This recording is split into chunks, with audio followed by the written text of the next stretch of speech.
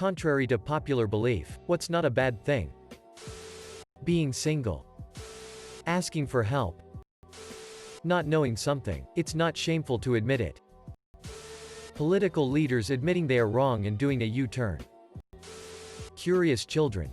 That's like the best thing for a child to be because they want to learn the facts and form their own opinions. But parents act as if they're like inappropriate or annoying. Not being into social media doesn't mean you are behind the times. It's a choice. Saying no when someone asks you to do something that they're entirely capable of doing. Disappointing your parents or friends by your life decisions. Usually, they come around in time when they see what you chose as what makes you happy, and that is what they really wanted in the end anyway. It can be an uncomfortable wait until that time comes.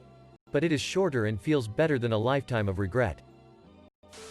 Putting your own happiness before the expectations of your family. Edit.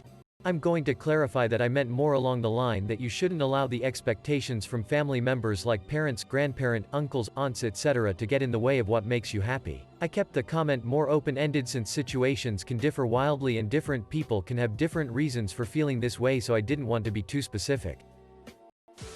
Breakups. Sometimes it's better to end things instead of trying to hold a failing relationship together. Edit. Thanks for all the great replies to my simple comment. As well as the awards. I got broken up with by my first real GF on New Year's, and all these comments have helped me see that life will move on and I'm not alone. May we all have better luck this year. Somebody who changes their beliefs. Gaming for a couple. Edit. Few hours straight. If you enjoy doing it and don't neglect your life, there really is no difference to binge watching something or reading a book. Admitting you're wrong. Edit. Since I guess some people aren't understanding. I'm not saying it's a popular belief to be willfully refusing to admit wrongdoing. I'm saying people are too prideful to do so.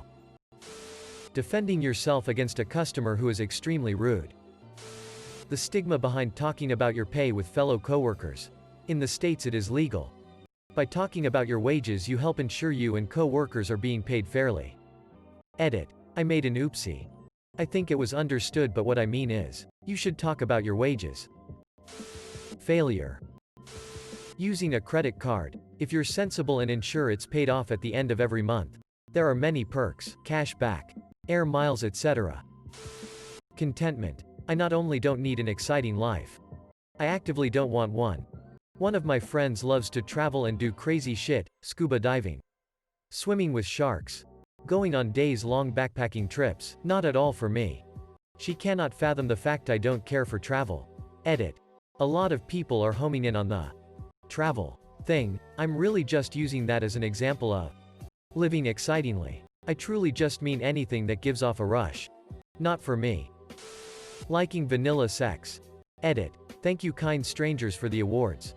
Support and words of encouragement in the comments below. Nobody deserves to be shamed based on their personal preferences. MSG. That's it. Being basic. In the sense that you have likes and hobbies similar to a group of people. Disliking your family. If your family always have been a bunch of assholes to you, what is the sense of even having respect for them? Giving up. Sometimes giving up is the best thing you can do. Receiving a very small tax return. It means you estimated your deductions correctly and you didn't overpay on your taxes. Being alone.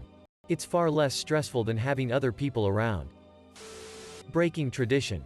It's important to question why we do things and not just go along with it, because it's been like that for years.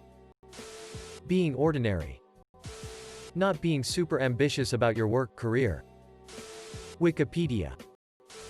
According to someone close to me, not having an opinion about something important to them is being rude and inconsiderate. I just think that I don't care about what they care about. It isn't important or offensive to me, so I don't care about it one bit. I'm not sure how to categorize this, but this bugs me about people. Small boobs. Or medium boobs. Literally no boobs are bad. Are you ashamed of your small boobs? Don't be. Are you a man ashamed of his man boobs? Don't be. Are you ashamed of someone else's boobs? Knock it off. Boobs are great. Boobs make the world go round. Death isn't always a bad thing. There's a lot of people who suffer with degenerative illnesses or are in extreme pain every day of their lives. I saw this happen to my granddad after he had a brain tumor. By the end it was for the best that he passed away. Obviously untimely deaths are sad.